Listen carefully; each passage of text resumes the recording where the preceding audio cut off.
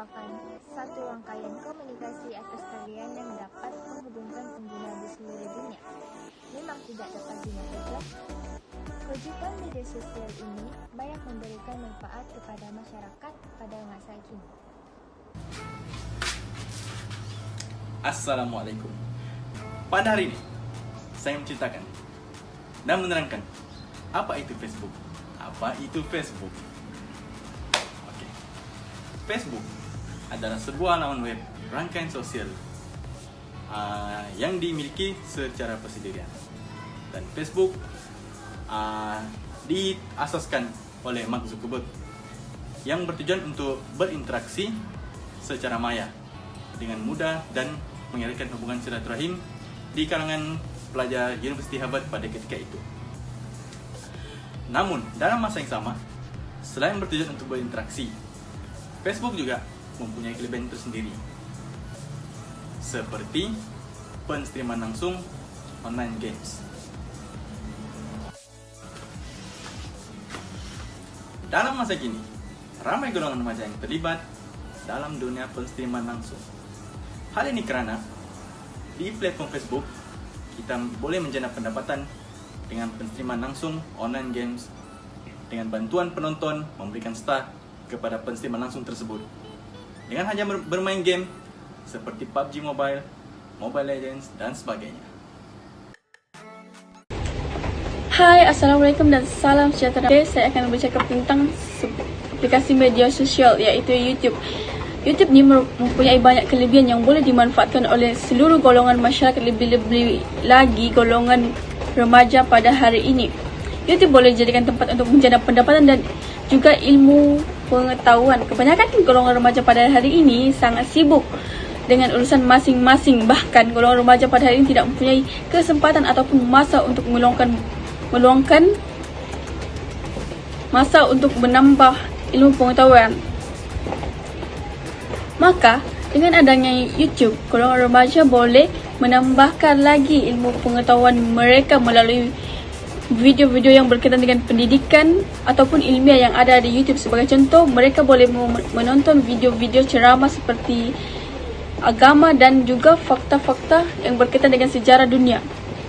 Selain itu juga, YouTube juga boleh dijadikan tempat untuk menjana pendapatan oleh golongan remaja pada hari ini. Golongan remaja pada hari ini sangat beruntung apabila mereka menjadi sebagai content creator. Syarikat YouTube akan membayar setiap konten ataupun video yang dibuat naik di YouTube berdasarkan jumlah penonton video tersebut. YouTube akan membayar content creator sekiranya mendapat jumlah tontonan sebanyak 1000. Pihak syarikat YouTube juga akan membayar mereka sebanyak 3 hingga 4 US dollar. Sebagai contoh, seorang remaja ataupun influencer yang terkenal di Malaysia iaitu Alif Irfan. Beliau menjadikan YouTube sebagai tempat untuk menjana pendapatan. Alif Irfan menubuhkan saluran YouTube beliau pada 6 Ogos tahun 2016 yang lalu. Beliau telah memuat naik sebanyak 464 video dan mempunyai jumlah subscriber ataupun pelanggan sebanyak 3.41 juta. Dipetik daripada sebuah laman web, beliau berjaya mendapat bayaran daripada YouTube sebanyak RM200,000 sebulan hanya menghasilkan video-video yang menarik melalui YouTube. Oke, sekian, terima kasih. Instagram adalah aplikasi perkongsian gambar dalam talian percuma dan platform rangkaian sosial. Instagram membolehkan pengguna mengedit dan memuat naik gambar dan video pendek melalui aplikasi mudah alih. Pengguna dapat menambahkan komen di setiap gambar yang mereka muat naikkan. Setiap gambar yang dimuat naik dapat dilihat oleh pengikut-pengikut dalam media sosial.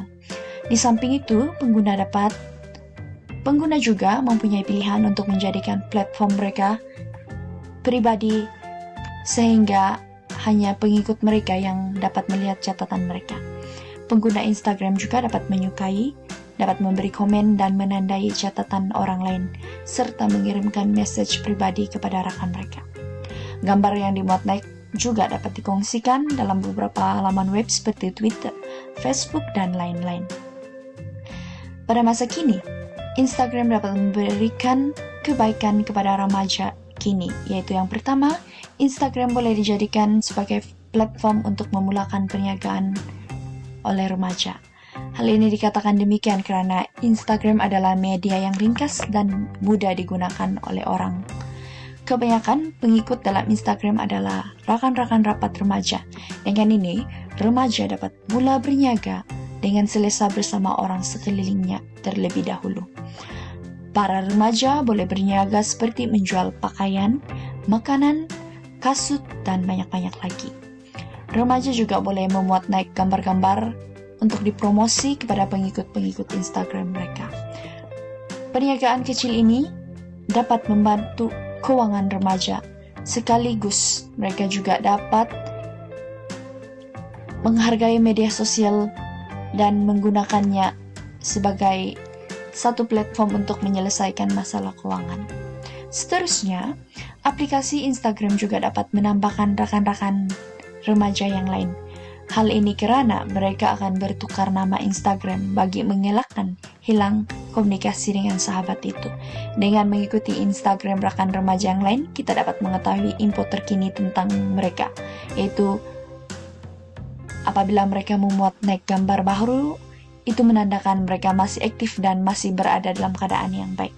Selain itu, rakan-rakan Instagram juga dapat membantu dalam perkongsian pembelajaran kerana setiap sekolah mempunyai